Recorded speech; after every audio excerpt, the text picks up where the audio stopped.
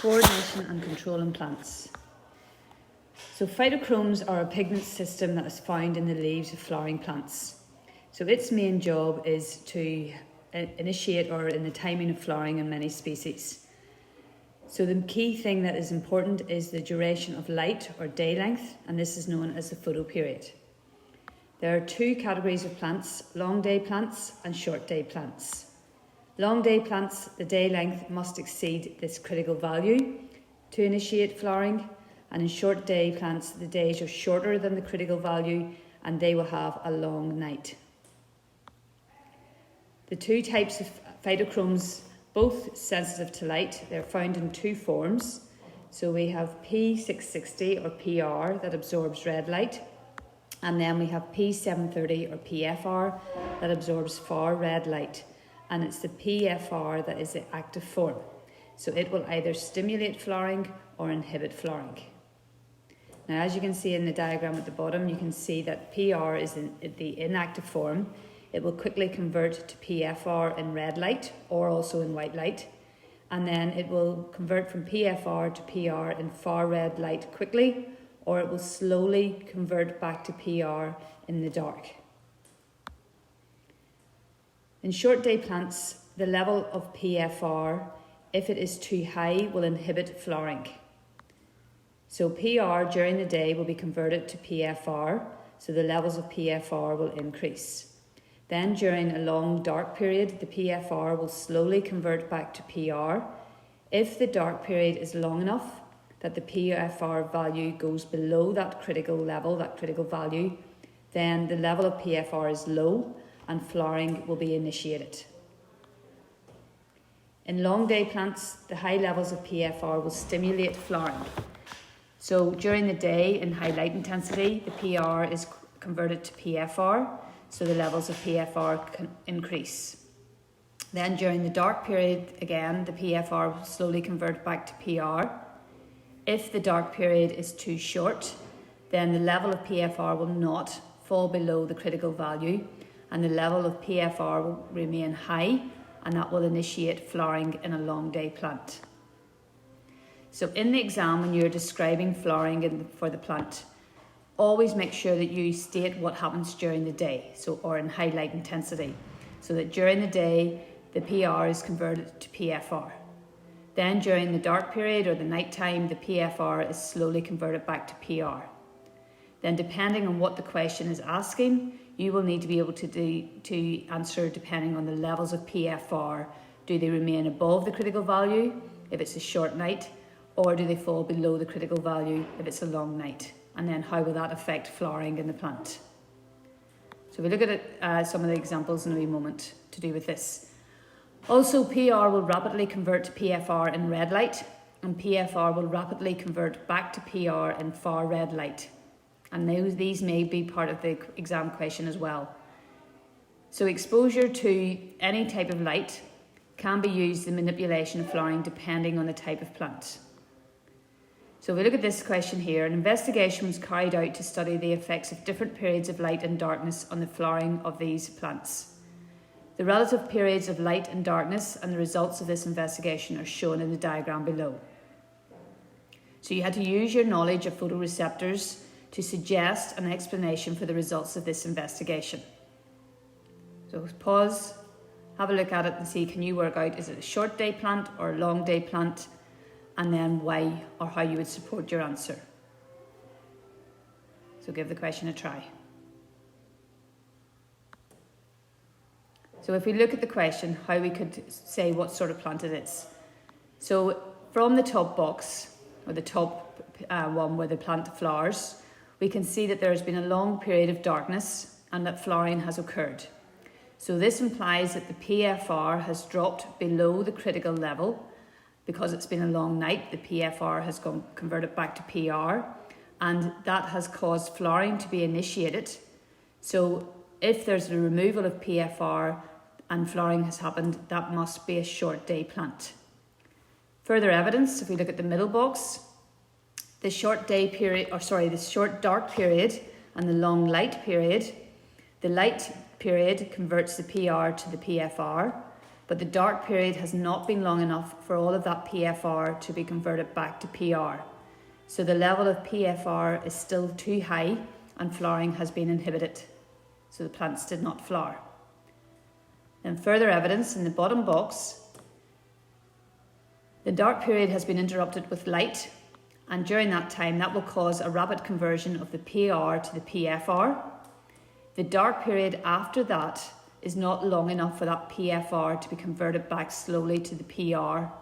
So the level of PFR is still staying high, so it is remaining above the critical level, and the plant does not flower.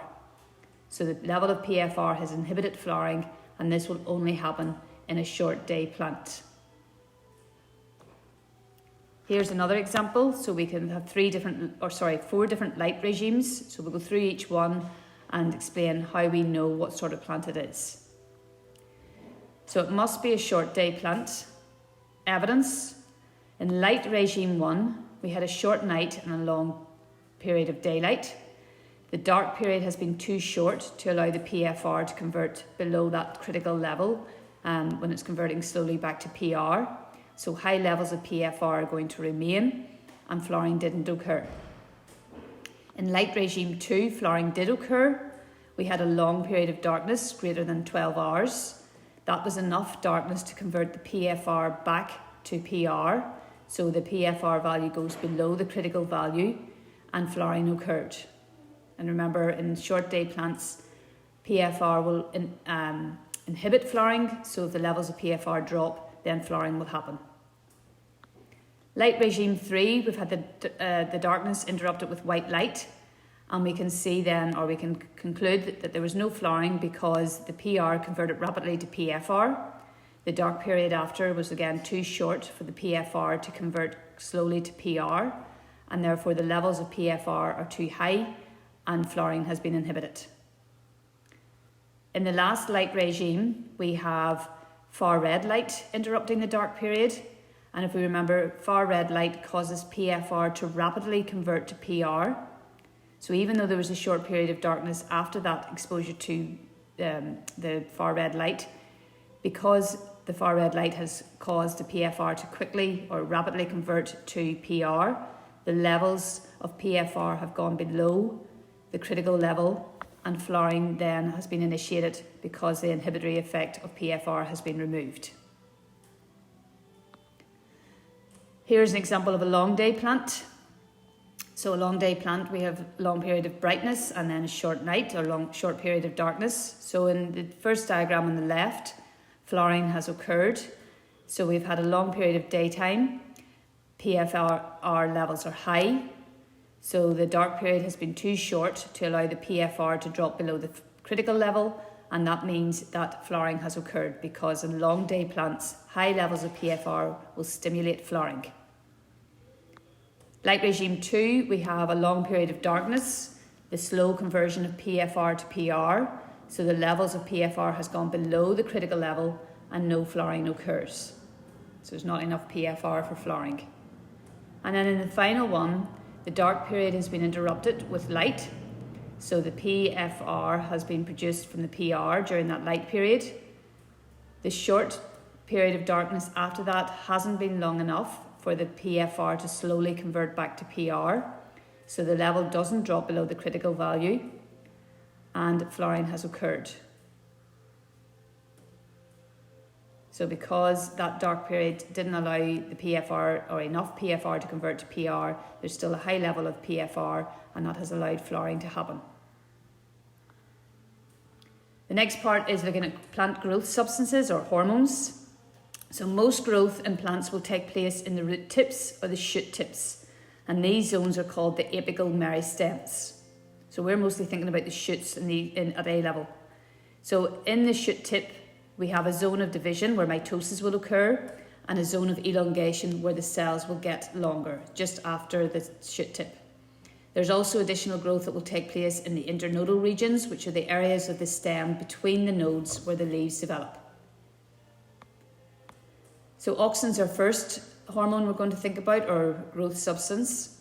It is produced in the tip, it will diffuse down the stem, and it causes cell elongation. So when we look at our diagram, the bottom right diagram, we can see that the cells are longer. There's not more cells, it's just the cells are longer. If light comes from an angle, like the diagram on the left, then more of the oxygen will diffuse down the shaded side, causing more cell elongation on the shaded side, and that will cause the plant to bend towards the light, and that is known as phototropism. Cytokinins, the second growth hormone, it will cause more mitosis.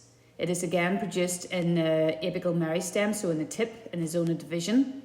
It causes more mitosis, so you can see in the diagram there that we have more cells compared to the previous one where the cells were longer. So more mitosis means more cells. More cells will mean more growth of the plant, so the plant will get taller. Gibberellins, they are produced in the leaves, and they will promote growth by cell elongation in the internodal regions, not intermodal, internodal. So if you see a diagram where the length in between where the leaves are has got longer, that is due to your gibberellins being present. So know the three hormones, auxins, cytokinins and gibberellins, and what effect they have. So that is coordination and control in plants.